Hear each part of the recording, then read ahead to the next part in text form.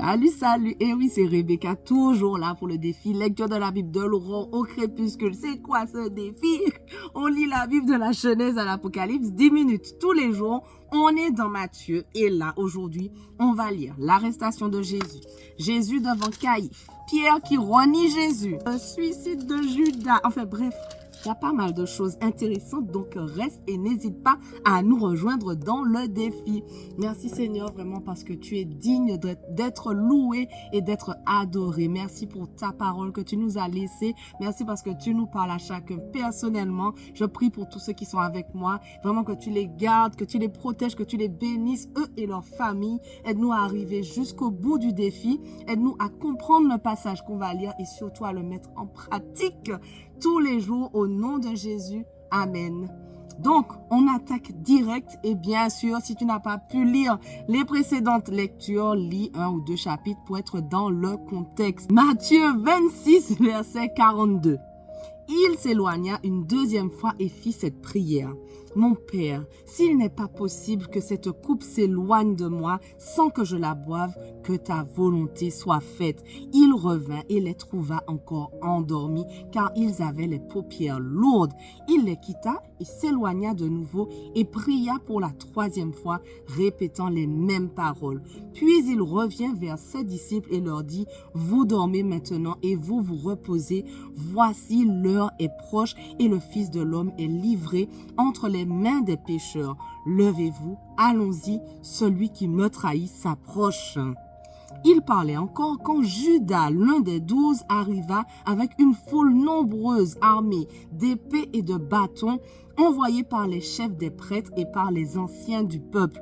Celui qui le trahissait leur avait donné ce signe, l'homme auquel je donnerai un baiser, c'est lui, arrêtez-le. Aussitôt, il s'approcha de Jésus en disant « Salut, maître » et il l'embrassa. Jésus lui dit « Mon ami ». Il a dit « Mon ami, ce que tu es venu faire, fais-le ». Alors ces gens s'avancèrent, mirent la main sur Jésus et l'arrêtèrent. Un de ceux qui étaient avec Jésus mit la main sur son épée et la tira.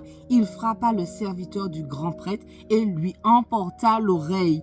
Alors Jésus lui dit, remets ton épée à sa place, car tous ceux qui prendront l'épée mourront par l'épée. Penses-tu que je ne puisse pas faire appel à mon Père qui me donnerait à l'instant plus de 12 légions d'anges? Comment donc s'accompliraient les Écritures d'après lesquelles cela doit se passer ainsi? À ce moment, Jésus dit à la foule, vous êtes venus vous emparer de moi avec des épées et des bâtons comme pour un brigand. J'étais tous les jours assis parmi vous, enseignant dans le temple et vous ne m'avez pas arrêté. Mais tout cela est arrivé afin que les écrits des prophètes soient accomplis. Alors tous les disciples l'abandonnèrent et prirent la fuite. Waouh! Non, excuse-moi. Ceux qui avaient arrêté Jésus l'emmenèrent chez le grand prêtre Caïphe où les spécialistes de la loi et les anciens étaient rassemblés.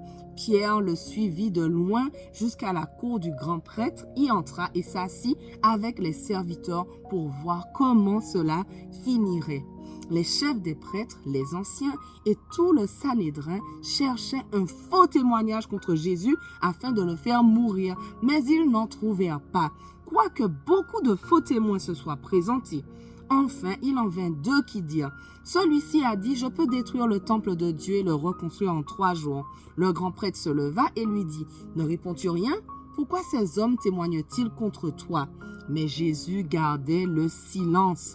Le grand prêtre prit la parole et lui dit, « Je t'adjure par le Dieu vivant de nous dire si tu es le Messie, le Fils de Dieu. » Jésus lui répondit, « Tu le dis. De plus, je vous le déclare, vous verrez désormais le Fils de l'homme assis à la droite du Tout-Puissant et venant sur les nuées du ciel. » Alors le grand prêtre déchira ses vêtements en disant, « Il a blasphémé. Qu'avons-nous encore besoin de témoins? Vous venez d'entendre son blasphème. Qu'en pensez-vous? » Ils répondirent, « Il mérite la mort. » Là-dessus, ils lui crachèrent au visage et le frappèrent à coups de poing. Certains lui donnaient des gifles en disant, « Christ, prophétise-nous qui t'a frappé. » Or, Pierre était assis dehors dans la cour. Une servante s'approcha de lui et dit, « Toi aussi tu étais avec Jésus le Galiléen. » Mais il le nia devant tous en disant, « Je ne sais pas ce que tu veux dire. » Comme il se dirigeait vers la porte, une autre servante le vit et dit à ceux qui se trouvaient là, « Cet homme aussi était avec Jésus de Nazareth. » Il le nia de nouveau avec serment, « Je ne connais pas cet homme. » Peu après, ceux qui étaient là s'approchèrent et dirent à Pierre, « Certainement, toi aussi tu fais partie de ces gens-là, car ton langage te fait reconnaître. » Alors, il se mit à jurer en lançant des malédictions, « Je ne connais pas cet homme. » Aussitôt, un coq chanta. Pierre se souvint alors de ce que Jésus lui avait dit avant que le coq chante, « Tu me renieras 3 fois. » Il sortit et pleura amèrement. Est-ce que j'ai la chair de poule en lisant ça? Wow, il pleura amèrement. Matthieu 27.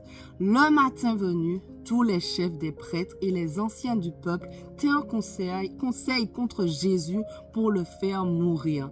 Après l'avoir attaché, ils l'emmenèrent et le livrèrent à Ponce Pilate, le gouverneur. Alors Judas, celui qui l'avait trahi, voyant qu'il était condamné, fut pris de remords et rapporta les 30 pièces d'argent aux chefs des prêtres et aux anciens en disant, « J'ai péché en faisant arrêter un innocent. » Ils répondirent, « En quoi cela nous concerne-t-il? C'est toi que cela regarde. » Judas jeta les pièces d'argent dans le temple, se retira et alla se pendre. Les chefs des prêtres les ramassèrent en disant, « Il n'est pas permis de les mettre dans le trésor sacré puisque c'est le prix du sang. » Après en avoir délibéré, ils achetèrent avec cet argent le champ du potier pour y ensevelir les étrangers. C'est pourquoi ce champ a été appelé champ du sang jusqu'à aujourd'hui. Alors s'accomplit ce que le prophète Jérémie avait annoncé. Ils ont pris les 30 pièces d'argent, la valeur à laquelle il a été estimé par les Israélites, et ils les ont données pour le champ du potier, comme le Seigneur me l'avait ordonné. Jésus comparut devant le gouverneur. Celui-ci l'interrogea, « Es-tu le roi des Juifs ?» Jésus lui répondit, « Tu le dis. » Mais il ne répondit rien aux accusations des chefs des prêtres et des anciens. Alors Pilate lui dit, « N'entends-tu pas tous ces témoignages qu'il porte contre toi ?» Mais Jésus ne répondit sur aucun point, ce qui étonna beaucoup le gouverneur. À chaque fête, le gouverneur avait pour habitude de relâcher un prisonnier, celui que la foule voulait. Ils avaient alors un prisonnier célèbre, un dénommé Barabbas. Comme ils étaient rassemblés, Pilate leur dit, « Lequel voulez-vous que je vous relâche, Barabbas ou Jésus qu'on appelle le Christ ?» En effet, ils savaient que c'était par jalousie qu'ils avaient fait arrêter Jésus. Pendant qu'il siégeait au tribunal, sa femme lui fit dire, « N'aie rien à faire avec ce juste, car aujourd'hui j'ai beaucoup souffert dans un rêve à cause de lui. » Les chefs des prêtres et les anciens persuadèrent la foule de demander Barabbas et de faire mourir Jésus.